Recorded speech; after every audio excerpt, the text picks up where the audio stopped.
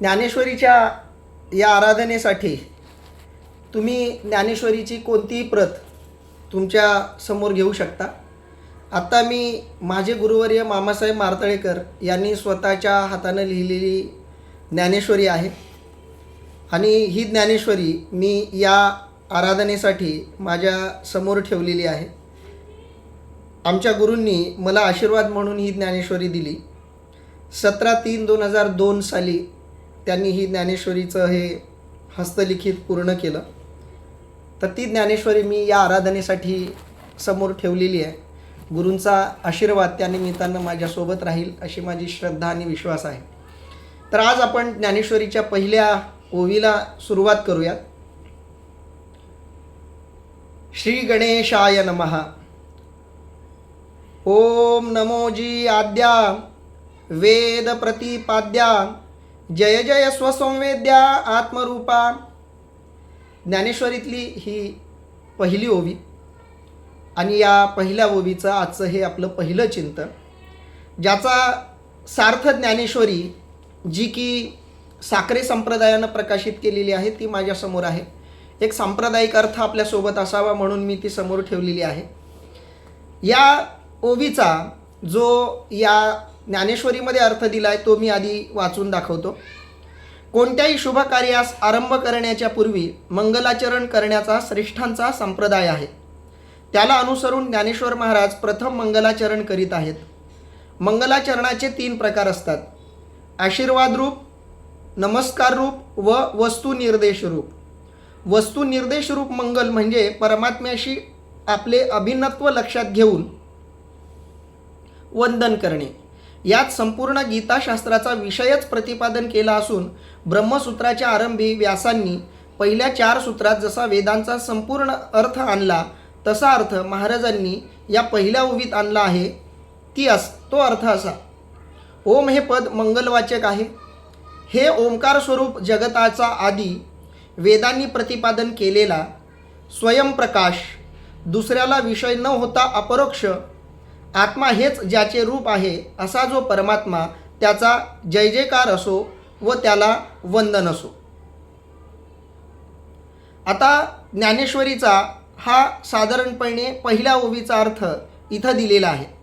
श्री निवृत्तीदास ज्ञानदेव म्हणतात, देवा, सकळ जगाच्या बुद्धीला ज्ञानाचा प्रकाश देणारा जो गणपती तो तूच आहेस. कसा म्हणाल तर ऐका महाराज. पहिल्या ओवीचा जो साक्रे संप्रदायिक ज्ञानेश्वरीमध्ये अर्थ दिलेला आहे तो मी आत्ता तुमच्यासमोर ठेवलेला आहे.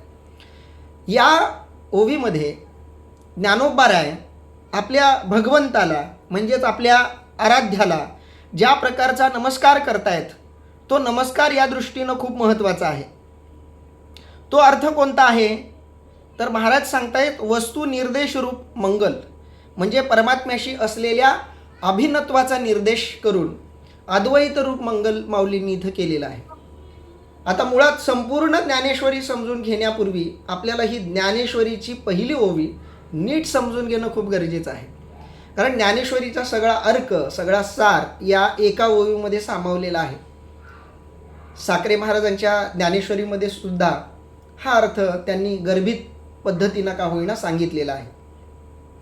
तो अर्थ याच प्रकारचा आहे की या सगळ्या विश्वाचा जो आद्य आहे, जो सगळ्या वेदांचा प्रतिपाद्य विषय आहे, जो स्वतःला जाणून घेणारा आहे आणि जो आत्मरूप आहे, त्या परमात्म्याचं वर्णन इथं होताना आपल्याला दिसतंय.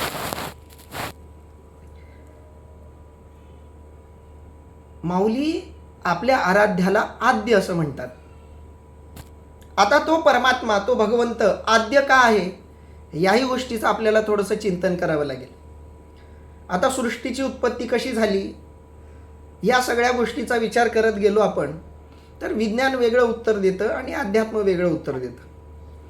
काही जणांना असं वाटतं की विज्ञानाचं आणि अध्यात्माचं जे उत्तर आहे या दोन्ही उत्तरांमध्ये भेद आहे असं काहींना वाटतं. अर्थात ज्याची या दोन्हीपैकी एकावर नितांत श्रद्धा आहे त्याला स्वाभाविकपणे दुसरा जो विचार आहे तो गौण वाटतो किंवा निरर्थक वाटतो. आपली श्रद्धा ज्या उत्तरावर आहे तेच उत्तर त्यांना खरं वाटतं, अंतिम वाटतं. परंतु या दोन्ही क्षेत्रामध्ये वावरणाऱ्या एखाद्या व्यक्तीला विचारलं किंवा या दोन्ही क्षेत्रातल्या कोणत्याही एका क्षेत्रात अंतिम परिपूर्णतेला पोहोचलेल्या एखाद्या महापुरुषाचं मत मागितलं तर तुम्हाला असं उत्तर मिळेल की विज्ञानाचा आणि अध्यात्माचा जो शोध आहे तो एकाच दृष्टीनं सुरू आहे. फक्त फरक एवढा आहे की विज्ञानाचं संशोधन ही कधीही न संपणारी प्रक्रिया आहे आणि अध्यात्मातल्या संशोधनाला आध्यात्मिक लोकांनी, आत्मज्ञानी लोकांनी, ब्रह्मलीन लोकांनी बऱ्यापैकी अंतिम स्वरूप दिलेलं आहे. आणि त्यामुळं आपल्याला आध्यात्मिक संतांनी सांगितलेला जो सिद्धांत आहे तो सिद्धांत वैज्ञानिक दृष्टीनं तपासून काही एक समन्वयवादी विचार मांडणं खूप गरजेचं वाटतं. आजच्या काळामध्ये ही गोष्ट खूप गरजेची आहे. कोणाची तरी सूचना आलेली आहे, आवाज बंद करावेत अशी. शक्य असेल तर व्हिडिओही बंद ठेवावेत, कारण ते इतरांचं मन विचलित करू शकतात या दृष्टीनं. तर माऊली ओमला आपल्या आराध्याला आद्य असं म्हणतात, कारण तो भगवान, तो परमात्मा या सगळ्या विश्वाचा आद्य आहे, ही माऊलींची श्रद्धा आहे. आता विज्ञानाच्या भाषेतून आपण जर तपासत गेलो, हे सगळं विश्व कशांनी बनलं आहे तर अणूंनी बनलं आहे. अणू कशांनी बनलेत तर इलेक्ट्रॉन्स, प्रोटॉन्स आणि न्यूट्रॉन्सनी बनलेत असं विज्ञान उत्तर देतं. हे इलेक्ट्रॉन्स, प्रोटॉन्स आणि न्यूट्रॉन्स कशानं बनलेत याचंही संशोधन नंतरच्या काळामध्ये झालं. याच्यामधल्या इलेक्ट्रॉन्सवरती ऋण प्रभार असतो, प्रोटॉन्सवरती धन प्रभार असतो आणि न्यूट्रॉन्स हे न्यूट्रल असतात. अशी भूमिका विज्ञानानं पुराव्यानिशी, सिद्धांतांनिशी मांडलेली आपल्याला दिसते. आता पुढचा जो मुद्दा येतो की इलेक्ट्रॉन्स, प्रोटॉन्स आणि न्यूट्रॉन्स हे कशाने बनतात, कशाने तयार होतात, याचं विज्ञानाकडे असलेलं उत्तर शोधण्यासाठी विज्ञानानं मागच्या काही वर्षांपूर्वी बिग बँग थेरी नावाची एक खूप मोठी प्रयोगशाळा उभारली आणि एक खूप मोठा प्रयोग केला. आणि त्या प्रयोगामध्ये त्यांनी विश्वाची निर्मिती जेव्हा झाली तेव्हा कशी परिस्थिती होती याचा तर्क लावून संशोधनाच्या आधारावर तशी एक कृत्रिम परिस्थिती, पृथ्वीच्या खोल भागामध्ये तशी परिस्थिती त्यांनी निर्माण केली. आणि ती थेरी खूप गाजली, भरपूर खर्चिक होती. त्याच्यामध्ये वेगवेगळ्या देशातले शास्त्रज्ञ होते, भारतीय शास्त्रज्ञही त्याच्यामध्ये होते. आणि त्यांनी त्या सगळ्या प्रयोगातून, त्या सगळ्यातून एक निष्कर्ष काढला. आणि त्यांचं असं म्हणणं होतं की हे अणू, रेणू किंवा ज्यांना आपण इलेक्ट्रॉन्स, प्रोटॉन्स, न्यूट्रॉन्स म्हणू, या सगळ्यांच्या मुळामध्ये एक वेगळा पार्टिकल आहे जो सगळ्यांमध्ये सारखा आहे. म्हणजे तो इलेक्ट्रॉन्समध्येही तितकाच आहे, प्रोटॉन्समध्येही तितकाच आहे, न्यूट्रॉन्समध्येही तो तितकाच आहे असं सांगून त्यांनी त्या कणाला एक वेगळ्या प्रकारचं नाव दिलं. मला थोडीशी तांत्रिक अडचण अशी आलेली आहे की झूमची जी मर्यादा आहे ती 40 मिनिटांची आहे. तर 10 मिनिटानंतर रिमाइंडर येईल की ही मीटिंग एंड होईल आपोआप. ग्रुपवर पुन्हा तीच लिंक जॉईन करून तुम्ही सगळेजण ताबडतोब परत जॉईन व्हाल की जेणेकरून आपल्याला पुढचं सुद्धा आपली आराधना नियमित ठेवता येईल. आता ज्या तंत्राचा आपण आधार घेतोय त्या तंत्राच्याही काही गोष्टी आपल्याला ऐकणं भाग आहे. त्यामुळे 10 मिनिटानंतर जर लिंक तुटली तर ताबडतोब ग्रुपवरती जाऊन सगळ्यांनी पुन्हा ती लिंक जॉईन करून पुन्हा आराधना जॉईन करायची आहे. आपण तिथून पुढं पुन्हा सुरुवात करू. फक्त पुढची लिंक जॉईन करताना वेळ वाया घालवू नका, लवकरात लवकर जॉईन व्हा. आपण 1 मिनिटाचा वेळ त्यासाठी देऊयात. मी पुन्हा एकदा सगळ्यांना विनंती करतो की त्यांनी शक्यतो आपले व्हिडिओ म्यूट करावेत, कारण मला इथून व्हिडिओ म्यूट करण्यासाठी वेगळा स्वतंत्र वेळ द्यावा लागतो आणि वेगळं क्लिक करावं लागतं. तर या दृष्टीनं या सगळ्या विश्वाचा आद्य कोण आहे याच्याबद्दल आपण चिंतन करत होतो. तर त्या कणाचा जो शोध लावला त्या सगळ्या शास्त्रज्ञांनी, त्याला त्यांनी नाव दिलं गॉड पार्टिकल. इंग्रजीतलं ते नाव आहे गॉड पार्टिकल. आता मराठीमध्ये याचा अनुवाद केला तर दैवी कण असा आपण त्याचा साधारणपणे अनुवाद करू. म्हणजे या सगळ्या सृष्टीच्या मुळातला जो कण आहे, म्हणजे पाणी पण त्याच्यापासूनच बनलंय, अग्निसुद्धा त्याच्यापासून बनलाय, अगदी दगड, माती, वारा, माणसाचं शरीर, सगळ्या जगातल्या प्राण्यांचं शरीर, सगळ्या सजीव निर्जीव डोळ्याला दिसणाऱ्या न दिसणाऱ्या या सगळ्या वस्तू कुठंतरी त्या गॉड पार्टिकलपासूनच बनलेल्या आहेत, असा विज्ञानाचा निष्कर्ष आहे. म्हणजे विज्ञानसुद्धा ही गोष्ट मान्य करतं की या जगामध्ये जी काही विविधता दिसते तत्वदृष्ट्या हे सगळं जग एक आहे. ही विज्ञानाची भूमिका आहे. आणि हीच भूमिका आध्यात्मिक संतांनी खूप जुन्या काळापासून सांगितलेली आहे. संतांचं हे म्हणणं आहे की सगळ्या सबंध जगतामध्ये एकच ब्रह्मतत्व उरलेलं आहे. त्याला त्यांनी ब्रह्म असं नाव दिलं. आणि ते ब्रह्म या सगळ्या सृष्टीमध्ये चर अचरामध्ये व्याप्त आहे. आणि सगळं चर अचर हे त्याचंच भजन करतं. जेथुनी चराचर हरिसी भजे असं माऊली म्हणतात. म्हणजे चर आणि अचर ज्या गोष्टी आहेत, स्थिर असलेल्या, चंचल असलेल्या, दिसणाऱ्या न दिसणाऱ्या या सगळ्या गोष्टी त्या ब्रह्माची आराधना करतात असं माऊली म्हणतात. आणि या सगळ्याचा जो मूळ आहे, ज्याच्यापासून हे सगळं जगत सुरू झालं आहे, त्याला आपण म्हणतो आद्या. कारण तो आद्य आहे. माऊली आद्य कुणाला म्हणतात तर त्याला माऊलींनी दिलेला शब्द आहे ओम. ओम हा कोण आहे तर या सगळ्या विश्वाचा तो आद्य आहे असं त्यांनी म्हटलं. आपण जेव्हा ओमचा उच्चार करतो, आता यौगिक दृष्ट्या म्हणजे पतंजली योग सूत्रामध्ये सुद्धा ओम या शब्दाचं प्रचंड महत्त्व आहे. जेव्हा आपण ओम म्हणतो तेव्हा आपल्या शरीरातली जी ऊर्जा आहे ती खालून मूलाधार चक्रापासून ब्रह्मरंध्राकडे यायला लागते. वरच्या बाजूला ती आपली शक्ती प्रवाहित व्हायला लागते जेव्हा आपण ओम या अक्षराचा उच्चार करतो. आणि या शब्दामध्ये इतकी प्रचंड ताकद आहे. मी काही वर्षापूर्वी एक संशोधन वाचत होतो की ज्याच्यामध्ये सूर्य जो आहे, सूर्याच्यामध्ये कोणत्या प्रकारचा आवाज येतो, त्या आवाजाचं संशोधन करण्याच्या दृष्टीनं नासानं काही ध्वनियंत्र त्या सूर्याकडे पाठवली. आणि त्या सूर्यातून जो आवाज येत होता तो आवाजसुद्धा ओमसारखा होता असं त्या लेखामध्ये लिहिलेलं मी वाचलं. आपली पृथ्वीसुद्धा स्वतःभोवती फिरत फिरत सूर्याभोवती फिरताना या पृथ्वीचाही जो आवाज आहे तोही त्या ओमच्या ध्वनीच्या सारखा आहे असं शास्त्रज्ञांनी म्हटलं आहे. आता आपल्याला पृथ्वीचा तो आवाज ऐकू येत नाही. त्याचं कारण पुन्हा शास्त्रीय असं की आपल्या कानाला विशिष्ट डेसिबलच्या मर्यादेच्या बाहेर आणि विशिष्ट डेसिबलच्या मर्यादेच्या आतला आवाज ऐकू येत नाही. म्हणजे मुंगीचा पण आवाज आहे, टाचणी खाली पडली तरी आवाज येतो, पण तो आपल्या कानाला ऐकू येत नाही. का तर त्या आवाजाचं जे डेसिबल आहे, डेसिबल म्हणजे परिमाण आहे ते मोजण्याचं, त्या डेसिबलच्या खालचा आवाज आपला कान ग्रहण करत नाही, म्हणून तोही आवाज आपल्याला येत नाही. आणि कानाला ऐकू येण्याची सुद्धा एक डेसिबलची मर्यादा आहे. त्याच्या पलीकडचा आवाज आपल्या कानाला येत नाही. आपल्या कानानं तशी स्वतःची सोय करून घेतलेली आहे, अनुकूलन तसं साधलं आहे.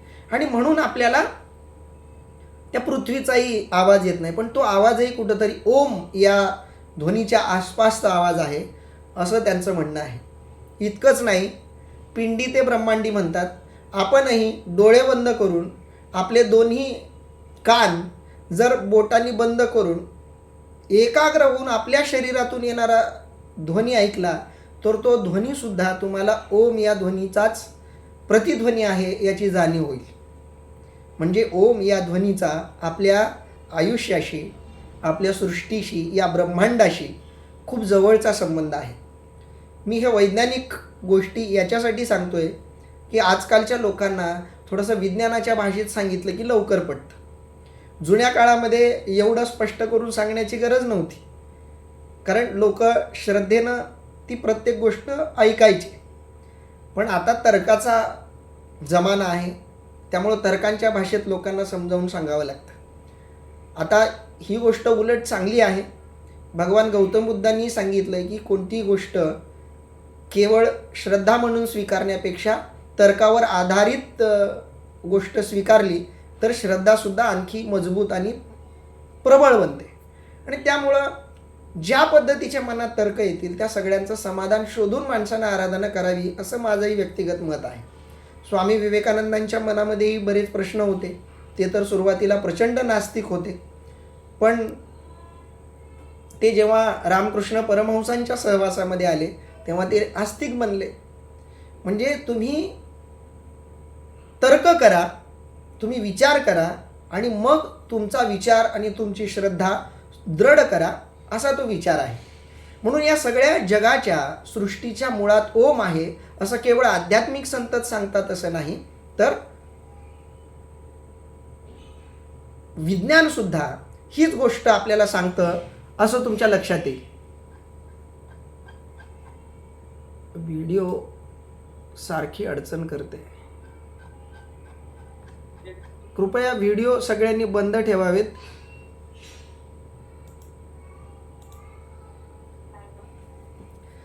तर या सगळ्या सृष्टीच्या मुळामध्ये ओम आहे अशी भूमिका माऊलींनी मांडलेली आहे. ओम नमोजी आद्या.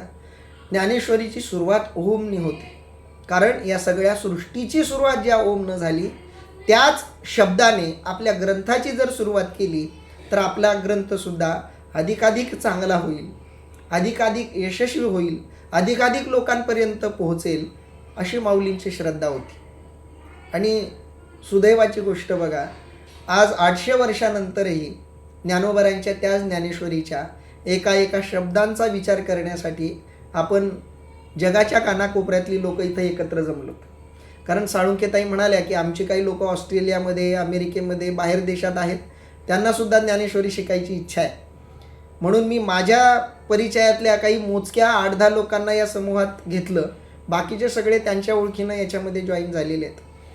तर त्यामुळं माऊलींचे ते शब्द खरे ठरले. ज्ञानेश्वरी हा ग्रंथ श्रेष्ठच इतका ठरला की आज जगाच्या वेगवेगळ्या कोपऱ्यातली लोक या ज्ञानेश्वरीची आराधना करण्यासाठी इथं एकत्र जमलेले आहेत. आणि म्हणून कोणत्याही ग्रंथाचा किंवा कोणत्याही कार्याचा तुम्ही आरंभ कसा करता, सुरुवात कशी करता, या गोष्टीला अतिशय महत्त्व आहे. आणि म्हणून ज्ञानोबारायांनी आपल्या या ज्ञानेश्वरीची सुरुवात ओम या शब्दानं केली. म्हणून माऊली म्हणतात ओम नमोजी आद्या. त्या ओमला मी नमन करतो. आता नमन का करायचं, तर नमनाचं शास्त्र असं आहे की ज्याच्या ठिकाणी तुमची श्रद्धा आहे त्याचे चरण आणि तुमचं मस्तक या दोघांचा जिथं संयोग होतो तिथं नमन होतं. आपण पाया पडणं असं सहसा त्याच्यासाठी शब्द वापरतो. मुळात पाया पडणं कशाला म्हणतात, तर आपलं डोकं त्यांच्या चरणावर गेलं पाहिजे, त्याला पाया पडणं म्हणतात. आता अलीकडं लोक त्याच्यामध्ये सूट अशी घेतात की कुणी गुडघ्यापर्यंतच वागतं, कुणी नुसतं हातच जोडतं. तर याला आमच्या संतांनी नमन म्हटलेलं नाही. नमन शब्दाचा अर्थ आहे आपलं मस्तक जे तुमचं आराध्य आहे त्यांच्या चरणावर पर्यंत गेलं पाहिजे. याच्याही मागे शास्त्रीय कारण आहे की माणसाची बुद्धी ही विचार करणारी आहे.